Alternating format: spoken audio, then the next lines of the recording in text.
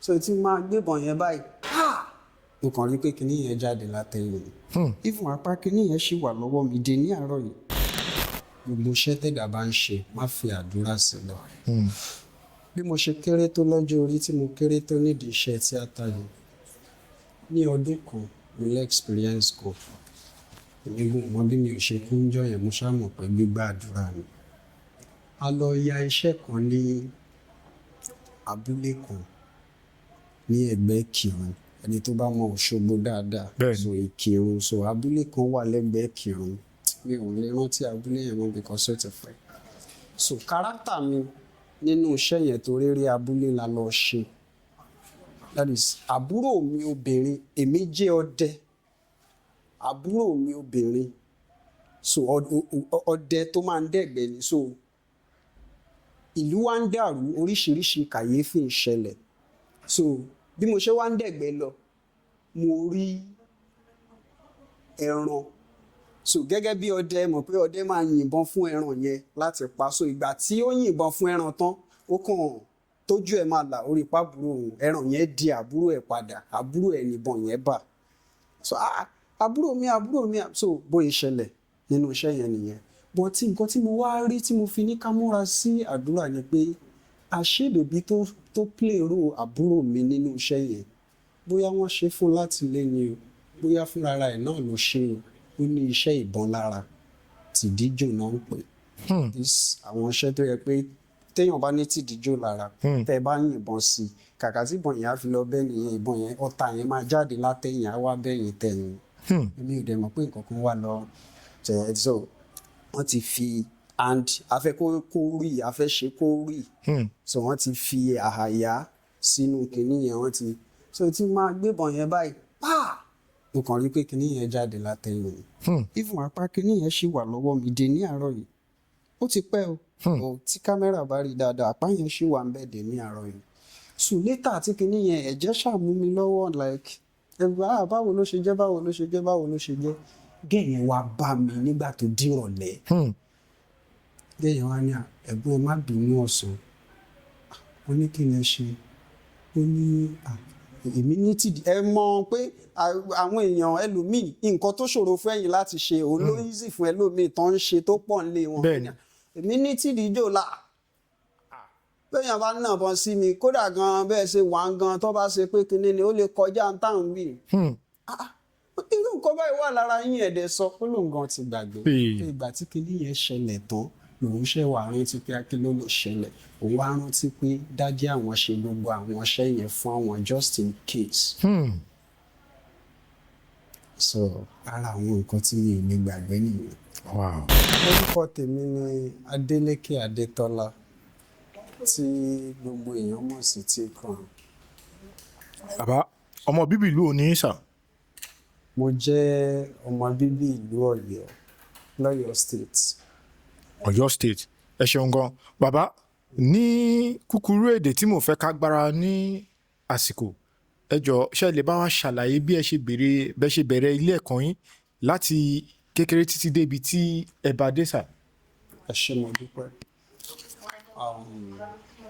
gẹ́gẹ́ bí mo sọ a bí mi sí ìlú Ọ̀yọ́ mo bẹ̀rẹ̀ primary school nílùú Ọ̀yọ́ mo lọ sí LA primary school ní ìsàlẹ̀ Ọ̀yọ́ so ìgbà tí mo parí ìyẹn secondary school tí mo lọ lọ́yọ̀ọ́ Ọ̀rànyàn grammar school ní Sábẹ́ and ìgbà tí mo dé GS2 mo kúrò níbẹ̀ so mo wá s'Èkó I moved down to Lagos with my dad and so ibẹ̀ ni mo ti continue education mi mo lọ sí Godswill ní Orílẹ̀-Ègùnmú private school nìyẹn so after that mo move sí Zaria so ibẹ̀ yẹn ni mo ti ṣe SS1 SS2 and SS3 so and after gbà yẹn mo parí for a while mo wà lórí street ẹ ti understand now so bí kí n tó lọ sí iléèwé gíga ti Ọ̀ṣun State College of Technology, that is Oscotech. So ibẹ̀ ni mo ti ṣe ND, ibẹ̀ náà ni mo ti ṣe HND. ẹ ṣeun gan sà bàbá nígbà tí ẹ lọ sí Ọ̀ṣun State yẹn ǹjẹ́ ẹ lè bá wa sọ nǹkan tí ẹ lọ kà níbẹ̀. Yes, estate management and valuation ni mo study. So I'm a certified ESV. ẹ ṣeun bàbá torí ibi tá a ti wá báyìí a rí pé ibi tí ẹ ti ń ṣe eré orí ìtàgé ẹ dẹ̀ fi yé wa pé estate management lẹ́ka nílé ìwé gíga bàbá báwo lẹ ṣe wá wọnú eré orí ìtàgé torí a rí pé ọ̀nà yìí kò papọ̀ ǹjẹ́ ẹ lè ṣàlàyé bí ẹ ṣe wọ eré orí ìtàgé. Ẹ ṣé mo dúpẹ́. Mo ti ń ṣeré orí ìtàgé síwájú kí n tó wọ iléèwé gíga. So of blessed memory màmá ẹni ọ̀rẹ́ màmá mi ni màmá yẹn jẹ́. Wọ́n jẹ́ ọmọọṣẹ́ fún bàbá Tóyọ̀sí Arígbábuwó kọ́lọ́mbà wa fọ̀run kẹ́wọn. So màmá ẹni yẹn torí pé màmá yẹn ò bí ọmọ ọkùnrin, so she loved me so much. So wọ́n máa ń wá sọ́dọ̀ màmá mi, close friend mi pẹ̀lú màmá mi, but màmá ẹni yẹn ti ṣaláìsí kọ́lọ́mbà fọ̀run kẹ́wọn. So àwọn ni wọ́n kọ́kọ́ jẹ́ kí n ní interest sí eré orí ìtàgé. So at the long run wọ́n ní Adétọ́lá mo wù mí kó máa ṣiṣẹ́ fíìmù. Kí leléyìí tẹ́ ń sọ yìí, ta ni mo mọ, èmi ò mọ anybody tó rí. So wọ́n ní kí n má wọ̀rí. So wọ́n ní tó bá dọjọ́ kejì àwọn máa mú mi lọ sí ọ̀dọ̀ bàbá Tóyọ̀sí Arígbábuwó nìbàdàn. So to God be the glory, ìgbà tó dọjọ́ kejì a dọ́dọ̀ bàbá, a lọ bá bàbá ní sọ ẹ̀ràn. So bàbá wa ní pé ó dáa lóòótọ́ kéèyàn máa act pé but industry tó ń wò yẹn o àyàngbé ajá ni, ó dùn tòótọ́ kó tó gbẹ̀ǹkọ́. That is, ó dáa téèyàn bá lórúkọ ṣùgbọ́n kó tó lórúkọ ńkọ́ nǹkan ni wàá ṣáà máa jẹ. So bàbá yẹn wá ní tí n bá lè máa ṣiṣẹ́ crew, that is àwọn tó máa ń ṣiṣẹ́ behind the camera yẹn pé at least màá máa rí tọ́rọ́ kọ́bọ̀ tí n fi máa jẹun pending the time tí Ọlọ́run máa sọ pé òun gbógo fọlẹ̀. Wọ́n wá ń bi bàbá léèrè lọ́jọ́ yẹn pé so ẹ dẹ̀ mọ̀ ní crew tá à ń sọ ìyá ní cameraman, a ní soundman, a ní setman, a ní props, a ní gbogbo ẹ̀ oríṣiríṣi, a ní director, a ní continuity pé ìwọ ni mo lè ṣe. Bàbá wa ní pé eléyìí tó máa wù mí tó máa wù àwọn kí n ṣe òun ni setman. Bàbá kí ló ń jẹ́ setman? Wọ́n láwọn tó máa ń set, ẹ ti understand bóyá bí shrine. Wọ́n ṣàn ṣàlàyé fún mi lọ́jọ́ yẹn. Ókè ta ló lè kọ́ níyẹn? Yà ó mọ àwọn dáadáa ni pé àwọn lè mú mi lọ sọ́dọ̀. dọ́dọ̀ Nautica. So bí mo ṣe dọ́dọ̀ Nautica nìyẹn. So ọ̀dọ̀ Nautica ni mo ti kọ́ set, ibẹ̀ ni mo ti kọ́ hard makeup, ibẹ̀ ni mo ti kọ́ special effect. So mo ń ṣe yẹn náà for a while, ọjọ́ tọ́rọ́ ọjọ́ kọ́bọ̀, tá a bá lọ sí location ọjọ́ 2000 ọjọ́ 3000 a máa set àwọn fún yẹn survive títí tó fi tó time kan tí mo kàn decide pé mi ò set mọ́ because acting gangan ló wù mí láti ilẹ̀ gẹ́gẹ́ bí mo ṣe sọ, but torí pé mo need tọ́rọ́ kọ́bọ̀ láti máa fi keep ara mi going ni bàbá ṣe ní kí n lọ sí set. So and ìgbà tó stage tí mo fi pé at least tí mo bá stop láti máa set máa jẹun náà, so mo decide láti máa set mo wá face acting nìkan. And to God be the glory, ibi ò pa mí mi ò yẹ. ọpẹ́ ní fọ́lọ́run. ẹ ṣeun gan bàbá lẹ́yìn ìgbà tí ẹ wá ṣe àwọn nǹkan wọ̀nyí tábà ní ká kà á ní méjì mẹ́ta ó ti wá tọ́dún mélòó sìn tí ẹ ti bẹ̀rẹ̀ ìrìn àjò yìí. Tá a bá ní ká kà á ní méjì mẹ́ta láti máa lọ bí 15 years. Yes. 15 years tí mo ti bẹ̀rẹ̀. tẹ́tẹ́ bẹ̀rẹ̀. bàbá ìbéèrè tí mo fẹ́ béèrè torí àkókò ìbéèrè wa ò pọ̀. Bàbá nígbà tí ẹ bẹ̀rẹ̀ iṣẹ́ kíkọ̀ yìí tó yẹ pé ẹ̀ ń kọ́ṣẹ́ bá ṣe ìrìn àjò láti ọ̀dọ̀ bàbá títí dé ọ̀dọ̀ Nautica, bàbá ǹjẹ́ ẹ lè sọ ìdojúkọ tí ẹ bá pàdé tó yẹ pé nígbà tí ẹ rí ìdojúkọ yìí iṣẹ́ yìí ó fẹ́ lè yọ lẹ́mìí, ǹjẹ́ ẹ ìrántí kankan? Ìdí tí mo ṣe béèrè ni pé ọ̀pọ̀lọpọ̀ àwọn ènìyàn tọ́jú àwọn olólùfẹ́ yín àbí àwọn kan tó yẹ pé wọ́n ń gbìmọ̀ láti náà ṣe eré orí ìtàgé tó yẹ pé tí wọ́n bá ìdojúkọ yìí pàdé wọ́n á wò pé èèyàn kan náà tó yẹ pé àwọn náà ń wò bí aṣíwájú ó ti rírun kan báyìí tó yẹ pé wọ́n lè kẹ́kọ̀ọ́ láti ọwọ́ yín. Ǹjẹ́ ṣèrántí kan tí ẹ lè bá wa sọ? Àwọn olóyìnbó bọ̀ wọ́n ní a day of events is a page in history. Kò sí bẹ́ẹ̀ dá ṣe máa wà láwọn ìṣẹ̀lẹ̀ má lè gbàgbé nínú ìṣẹ̀lẹ̀ ayé ẹ̀. Bẹ́ẹ̀ni. Ìgbà táwọn kọ́ṣẹ́ oríṣiríṣi nǹkan ló ṣẹlẹ̀ téèyàn ò lè délé sọ.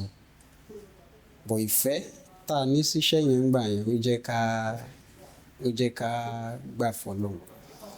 Nígbà tí mo wà lọ́ndà àwọn pírẹ́ǹtì mi ò ṣiṣẹ́ bírísọpé rí. Ìgbà tí mo join tíátà ni mo di ẹni tó mọṣẹ́ bírísọpé because kò sí ìyá kò sí bàbá, ọ̀gá wa ń try apọ̀ lọ́dọ̀ ọ̀gá wa. So nínú tọ́rọ́kọ́bọ̀ táwọn náà rí tán bá feed ọmọ feed ìyàwó wọ́n fún wa ní shelter, wọn ò lè fún wa ní gbogbo nǹkan tá a fẹ́ tán, even tán bá fún wa lóúnjẹ aṣọ àti bàtà ńkọ́. So àsọmọkùnrin náà ibẹ̀ ni mo ti ń ṣiṣẹ́ bírísọpé. Gbogbo àwọn bricklayers tó wà ní vicinity yẹn ní Ọbántòkun l'Ábẹ́òkúta lọ́dún yẹn wọ́n ti mọ̀ wá. A ní fóònù bọ̀ tán bá ti ń lọ síbi iṣẹ́ láàárọ̀ tán bá ti need labourer wọ́n á wá bá wa. Èmi Matthew Ọlọ́runtóbi Ọpẹ́, so a máa tẹ̀lé wọn lọ ṣiṣẹ́. Tá a bá tẹ̀lé wọn lọ ṣiṣẹ́ ṣe labour látàárọ̀ di bíi ìrọ̀lẹ́ wọ́n fún wa ní 400. Ọjọ́ tí àbárà wọn yẹn bá lọ síbi iṣẹ́, so bàbá kan wà ní Ọbántòkun ńgbà yẹn, bàbá yẹn ní iléeṣẹ́ blog, wọ́n máa ń pe bàbá yẹn ní CKK, that is Christ King of Kings ni wọ́n short sí CKK. So èmi àti Matthew yẹn náà máa ń lọ bá bàbá yẹn ní iléeṣẹ́ blog yẹn, máa ń bá wọn ṣiṣẹ́ blog.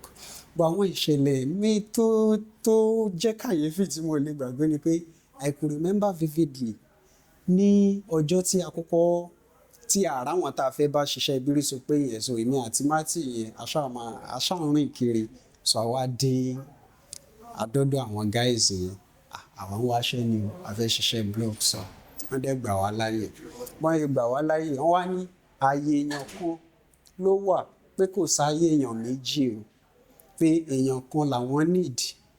Ẹ ti understand? Yeah, so man. àwa need owó tá a máa fi jẹun, so a ní choice. Àwa sọ fún wọn pé kán má wọrí, a máa ṣiṣẹ́ pẹ̀lú wọn. So but ilé ọjọ́ yẹn fi ṣú, àwa méjèèjì náà là ń ṣiṣẹ́, owó èèyàn kan la dẹ̀ gbà. So at the very point in time, torí mi jẹ́ nìkan tó máa ń tó kọ ìwọ̀sí, mo wá so kíní yẹn ti wá máa wọn guys yẹn lára débi pé everyday wọn aláyé èèyàn kan ló wà bọ̀ àwa méjì la máa ṣiṣẹ́. So mo kàn díjọ́ kan mo kàn ní Matthew mi ìṣiṣẹ́ yìí mọ́, ibi wá pa mí gan lọ́jọ́ yẹn látàárọ̀ dalẹ́. Matthew ìyẹn lọ. So ìgbà tó máa dé nírọ̀lẹ́, Tọ́lá ó ní kí ló ti jẹ, ó bá mi níbi tí mo sùn sí, mo ní kí tí ì jẹ nǹkan kan, ó ní ṣé o ti rí, ó wá fún mi ní 100 naira nínú 400 tó gbà pé kí n lọ fi ra búrẹ́dì àtẹ̀wà jẹ. Ìgbà tí mo wá jẹun tán wọ́n wá ń sọ fún mi pé Tọ́lá pé kò ń ṣe pé èmi náà gọ̀, pé èmi tí àwa méjèèjì ń ṣiṣẹ́ wọn fún wa lówó èèyàn kan, kò ń ṣe pé inú tèmi náà dùn sí, bọ̀ tí mo bá sọ pé mi ò ṣe kí ni mo fẹ́ jẹ, ìwọ náà wo ló ibi tó pa ẹ́ nínú. So nǹkan bẹ́ẹ̀ yẹn téyín ò lè gbàgbé nínú sítórì ayé. Ẹ ṣeun gan, ìyẹn ní ìgbà tí ẹ̀ ń kọ́ṣẹ́. Bàbá ẹ dárúkọ kan fún mi lẹ́ẹ̀kan yẹn tí mo mọ̀ di bí ẹ ṣe gba orúkọ yẹn, ẹ ní Crown àbí? No, T-Crown. T-Crown. Bàbá báwo lẹ ṣe generate orúkọ yẹn gangan tí àwọn èèyàn fi ń pè yín ní T-Crown? Ẹ ṣé. Ìgbà tí mo ti kúrò lọ́dọ̀ ọ̀gá mi, so l'Ábẹ́òkúta mo move sí Òṣogbo. Tíátà náà ló ń gbé mi káàkiri, ẹ mọ̀ aláwọn ọ̀gá kan ní Òṣogbo ń gbà yẹn, so Bọ̀dá Túndé Amókè àti bọ̀dá Láyéwọlá Amókè through wọn ni mo fi dóṣogbo. Láyéwọlá Amókè yẹn director ni wọ́n, Túndé Amókè yẹn production manager, so àwọn náà máa ń lò wá sí fíìmù lóṣogbo gbà yẹn, so mo wà pẹ̀lú wọn. Ibẹ̀ ni mo ti wá pàdé ẹ̀gbọ́n mi dáadáa kan, and ever since that year láti jọ wà báyìí. Gbẹ̀ngàn Láyéwọlá Abísógun PM ni wọ́n. So mo ti ń kọrin gbà yẹn because mo ní talent láti kọrin. Ẹ̀gbọ́n yẹn wá try fún mi gan to the fullest. So ẹ̀gbọ́n yẹn ló wá sọ fún mi pé kò ní dáa kó fẹ́ lọ kọrin kán máa pè é ní Tọ́lá náà, kò ní dáa kó lórin hip hop kán máa pè é ní, ẹ ti understand. So Adétọ́lá, T stand for Tọ́lá, Adé yẹn stand for crown, máa jẹ́ T crown. So in a nutshell, Gbẹ̀ngà Abísógun ẹ̀gbọ́n mi tí mò ń sọ yẹn tí mo ní production manager ni wọ́n yìí, àwọn ni first person tó kọ́kọ́ fún mi lórúkọ yẹn, and ever since then I've been using it. Wow, títí di wákàtí ọ̀wọ̀ yìí. Títí dé. Ẹ ṣeun gan. T crown. Wow, ẹ ṣeun gan. Bàbá, ẹ ti tútù gbé mi lọ bòmí, ṣùgbọ́n kó tó rí pé mo yá bí tí ẹ gbé mi lọ yẹn, mo ní ìbéèrè tí mo fẹ́ béèrè ni pé ẹni pẹ̀lú bí ẹ ti ṣe bẹ̀rẹ̀ àwọn nǹkan wọ̀nyí tó yẹ pé orúkọ jáde èèyàn tó fún yín títí tí orúkọ yín náà lẹ́ ń lò. Bàbá, ní wákàtí ọ̀wọ̀ yìí gangan, nígbà tẹ́ ti wá bẹ̀rẹ̀ eré orí ìtàgé yìí tí àwọn èèyàn mọ̀ pé òkè iṣẹ́ báyìí dé ẹ ṣe, ǹjẹ́ ṣe rántí sinimá tó gbé yín yọ tí àwọn èèyàn fi mọ̀ pé ẹni tó ń lọ eléré tíátà ní, ǹjẹ́ ṣe rántí eré náà? Mo rántí ẹ mọ̀ pé mo sọ fún yín pé mo ti ń ṣeré orí ìtàgé kó tó di pé mo lọ sí ilé ẹ̀kọ́ gíga. Bẹ́ẹ̀ni. Ṣùgbọ́n ní sinimá Yéwándé Adékọ̀yà kan tí mo kópa nínú ẹ̀ lọ́dún yẹn, wọ́n pe sinimá yẹn ní Kùrukùru. Mi ìṣojú wọ́n sìn lọ́nbẹ̀, bọ̀ wọ́n sìn yẹn ó ní kìmí gan. So mo sọ àwọn òyìnbó kan bẹ̀, àwọn òyìnbó bú kan mo sọ bẹ̀. So sinimá yẹn ni sinimá àkọ́kọ́ tó kọ́kọ́ jẹ́ mi fíìmù pé actor ni mi. Because sinimá yẹn ta lọ́dún yẹn gan, mo ti rántí, but Kùrukùru ni title sinimá yẹn. Ayé ò tí ì dáyé YouTube àbí social media platform tá a ti ń ta fíìmù sí, so VCD náà máa ń tà ń gbà yẹn. So scene ẹyọ kan tí mo ṣe nínú sinimá yẹn, ayé rí mi lọ́dún yẹn débi pé ìgbà míì gan tèmi gan bá ń lọ, àwọn ọmọ, mo ti ń lọ nìbàdàn táwọn ọmọ ọ̀tá dá mi dúró, èmi tí mo jẹ pé sọ́lẹ̀ ti máa wọ̀ lọ sọ́yọ̀ lọ́dọ̀ màámi ni mo ń wá, àwọn ọmọ ọ̀tá tún dá mi dúró ní Ìwó road, mo fẹ́ lọ wọ sọ́lẹ̀ lọ sọ́yọ̀ pé bàbá òyìnbó bú, wọ́n tún gbowó ọwọ́ mi. Wàá lè ṣe wá délé. So lọ́jọ́ yẹn pẹ̀lú àánú Ọlọ́run, èmi náà tọrọ owó délé ni, mo rántí pé mo tọrọ ówó délé ni. Mo rántí lọ́dún yẹn, èmi náà tọrọ owó délé. So sinimá Kùrukùru yẹn ni sinimá tí mo kọ́kọ́ ṣe táwọn aráalé fi ń dá. Ẹ ṣeun, ẹ ṣeun. Ẹ sọ kọ́kọ́ sìn, ẹ ní pé òyìnbó bú, torí mi tí gbọ́rọ̀ àwọn òyìnbó bẹ́ẹ̀, bóyá ẹ ṣe lè rántí ìkànnì àwọn òyìnbó bú tẹ́ sọ yẹn. Ṣé ṣì lè rántí? Tó ṣẹlẹ̀ nínú scene yẹn ni pé ọmọ rìázà ni gbogbo wa nínú iṣẹ́ yẹn. So ọmọ rìázà ni wá, Yéwándé Adékọ̀yà àǹtí mi dáadáa, so àti ọ̀rẹ́ wọn kan àjọ nínú iṣẹ́ yẹn, so àjọ wà ní rìázà kan náà, mi wá lọ́rẹ̀ẹ́ kárátà wọn kan tí mo fẹ́ toast, ẹ ti mọ̀ bí àjọ wà láàrin ara wa. So àwọn yẹn jẹ́ big guest nínú caucus nínú group, so èmi dẹ̀ lélẹ̀ mo wá fẹ́ sóyìnbó pé kán mọ̀ pé kí bèbí yẹn mọ̀ pé èmi náà wà ń bẹ̀.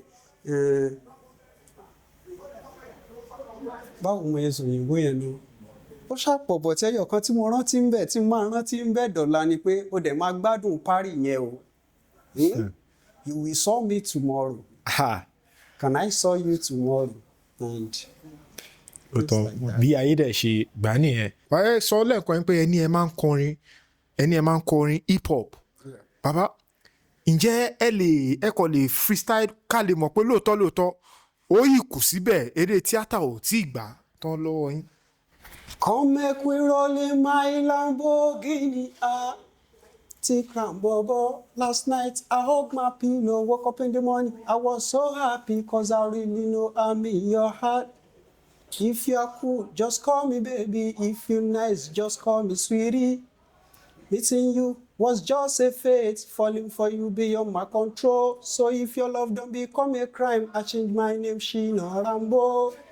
Come make we roll in my Lamborghini, eh.